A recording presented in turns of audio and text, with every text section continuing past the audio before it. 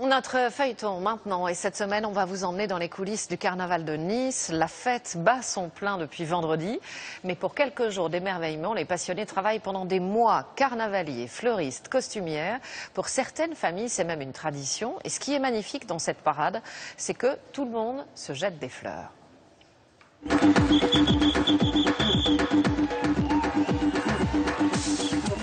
Et si pour une fois cette histoire, nous la commencions par sa fin, son apothéose, son feu d'artifice.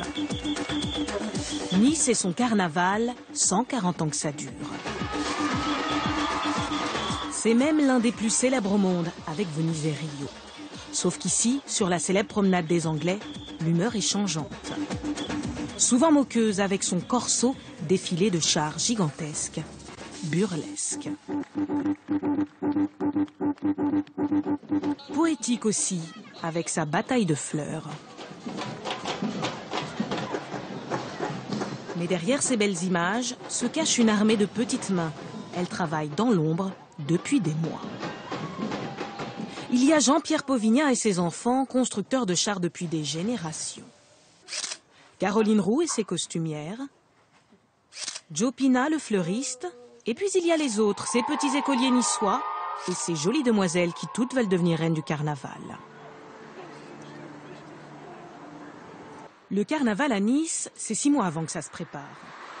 Et ça commence derrière les murs de ce gigantesque hangar du centre-ville.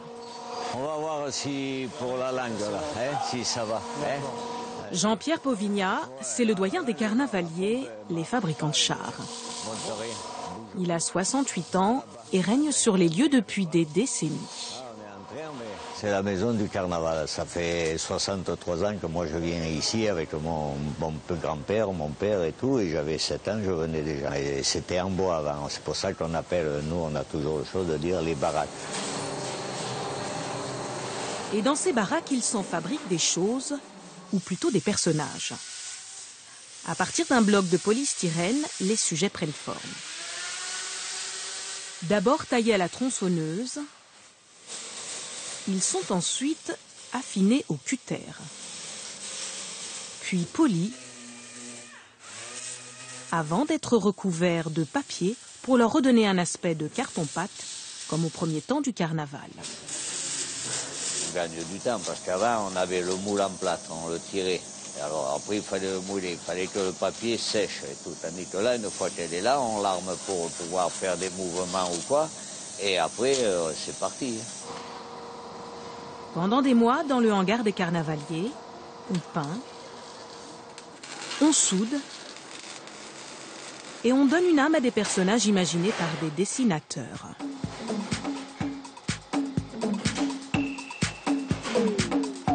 Tous gigantesques, mais avec pour chacun un cœur qui bat, ou plutôt un mécanisme imaginé par Jean-Pierre Povignat il y a plus de 40 ans.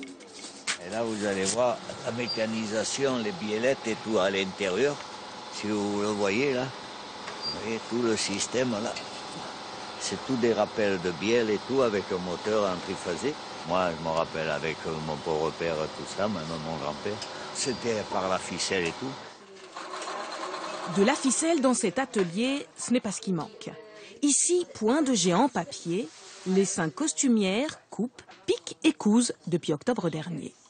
Ici, c'est donc l'atelier de la bataille des fleurs.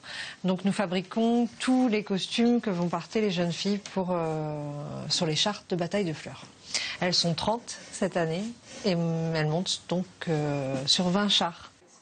Caroline Roux a imaginé tous les costumes. Seul le thème lui est imposé, représenter les 5 continents. Pour le reste, elle a laissé libre cours à son imagination, à commencer par les matières. Voilà. Qu'est-ce que c'est ça ? C'est de l'isolant à parquet qu'on met en dessous, parquet flottant en fait.